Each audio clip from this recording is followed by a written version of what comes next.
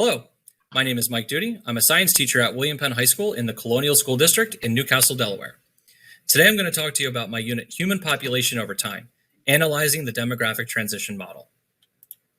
I developed this unit after participating in the seminar, The Human-Centered Design of Biotechnology, led by Anjelica Gonzalez. Now, when you think of the term biotechnology, you probably think of things like DNA and viruses and maybe genetic modification, and maybe even the new COVID vaccines. And while those were certainly topics of conversation during our seminar, what we really tried to focus on was this human element when we're talking about biotechnology. And to that end, we were introduced to the design thinking process, which involves 5 different steps. Now, typically when we begin to solve problems or try to solve problems, we start brainstorming right here in the ideating phase. But what this new model does is try to get innovators to empathize with the problems that they're trying to solve. Then try to define them deeply. So really articulate what is it the problem that you're trying to solve, and only then do you think about possible solutions. Once you've done this, you choose one to develop and move into the prototyping phase where you're testing things out. And once you've improved the design enough, you'll roll out your test phase and then continue to improve the design. Now, this graphic was fantastic for a couple of different reasons. The first is that it helps us understand how we go from identifying problems and empathizing with them to coming up with technological solutions. And it certainly found its way into several of our units, but I think it also does a good job of explaining how units get written. Normally, when we approach problems in our classroom, we go right to ideating. So we try to solve them right away. But by participating in the Yale National Initiative, we've had an opportunity to empathize and try to really understand the problems that we're having in our classroom, whether it's a hole in our curriculum or a gap in the curriculum, something that needs to be bridged. And then through seminar, we can really define what it is that we're going to try to fix. And then through the unit writing process, by getting feedback from our fellows and from our seminar coordinator and our seminar leader, we complete the ideating and prototyping phases. And then our units face the ultimate test when we implement them in our own classrooms. So I thought that was a really interesting connection to make between this concept, which is really about designing technology, and the writing that we did as fellows this summer. So my unit is designed for my AP Environmental Science class, which is mostly 12th graders. And it replaces an existing unit on human population. And I plan for it to take about 6 days. And it's really grounded in this phenomenon of the demographic transition model, which is a robust explanation for how populations change in response to modernizing economies. So in our unit, we'll dig down into the 4 phases of the model. We'll talk about the causes and the consequences of the demographic transition. We'll make connections to other demographic indicators like the Human Development Index and population pyramids. And then we'll spend some time at the end thinking about how to design solutions for countries depending on what phase of the demographic transition they are in. So in terms of what my students are actually going to do on a day-by-day basis, we're going to start the unit by taking a population awareness quiz, which asks questions like, in all low-income countries around the world, what percentage of girls finish primary school?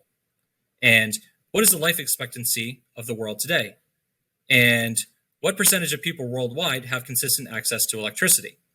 I think this is a really good way of starting the unit because it gets students thinking about how their life might compare to somebody living in a completely different country. And it kind of plants the idea that not everybody lives the same way we do in the cultural West.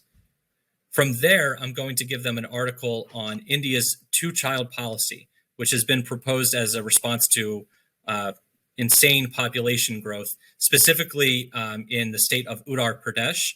And then we'll kind of draw comparisons between that policy and what happened in China with their 1-child policy. And we'll begin to think about why governments might be interested in controlling or at least limiting the growth of their own populations. From there, we'll dive deep into the demographic transition. And this is going to take us about 4 different class periods to do.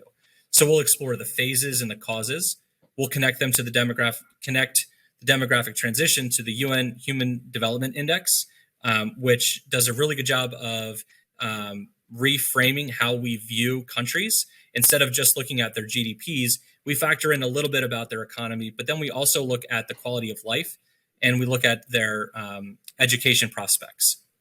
And from there, we can figure out how developed a country is. We'll also make connections to population pyramids, which is another good way of thinking about how populations in countries change over time. And then we will talk a little bit about environmental consequences, but not too much because these are going to form their own units later on in my curriculum. Now, when we dig into the causes of the demographic transition, really what we're going to be thinking about is technological advancements. And these are things like advances in agricultural technology. So think like genetically modified foods that increase agricultural yields. Then we'll talk about public health infrastructure. So think modern sanitation, plumbing, hospitals, as well as an increase in advanced and accessible medical technology. Think like incubators for newborn babies, vaccines, and medicine. And this is really the meat of the unit. So we'll spend the bulk of our time talking about these different concepts. But then towards the end of the unit, we'll switch over to begin thinking about how we can use demographic data to design solutions. So we'll go through that design thinking process where we'll empathize, then think about defining the problem, then ideate, then prototype. We won't get to the testing phase, but the idea is that a country in phase 2 of the demographic transition model, like Mozambique, is going to have very different technological needs than a country in phase 4, like Japan. And the idea is to get students thinking about how they can use their demographic data to come up with ideas for solving some of these environmental challenges that we'll discuss. In terms of the standards that this unit addresses, I focus mainly on the College Board standards put forth for my course, and it covers all of the learning objectives that have to do with human population. I won't bore you with the specific names, but you can look them up in the course and exam description on the College Board's website. Really, instead, what I chose to focus on is what science practices my students will be doing. So throughout this unit, students will explain environmental concepts, processes, and models. They'll analyze information about environmental issues. They'll analyze quantitative data. And then they'll propose, evaluate, and justify solutions to environmental issues. And that's what I'm really excited to see, because that's where the ideating, the design thinking process comes in, is this last science practice. Along the way, they'll also cover some Common Core state standards surrounding literacy that involve using text evidence, evaluating that evidence, and then synthesizing information from various sources. So I had originally planned to start this unit last week, but because of some scheduling changes and an emphasis on community building in our classrooms during the first weeks of school as we came back into the building, I was not able to get to it yet, but they will be starting next week. Now, I really expect students to be highly engaged in this unit, even if it's just because it doesn't require them to read in a textbook. So we have quite a thick textbook in my class, and students pretty much read the whole thing. And I'm pretty sure that they're going to be excited to be able to leave it at home and instead look at things like real world data from either the UN or the World Bank and some other different resources. I also expect to see some productive struggle. This is not an easy unit, and it's not supposed to be. It's fast-paced, it's advanced, and it requires higher order thinking. I hope it's the type of unit that at the end of the year, students will think back and say, I'm glad Mr. Doody pushed us instead of just giving us the answer.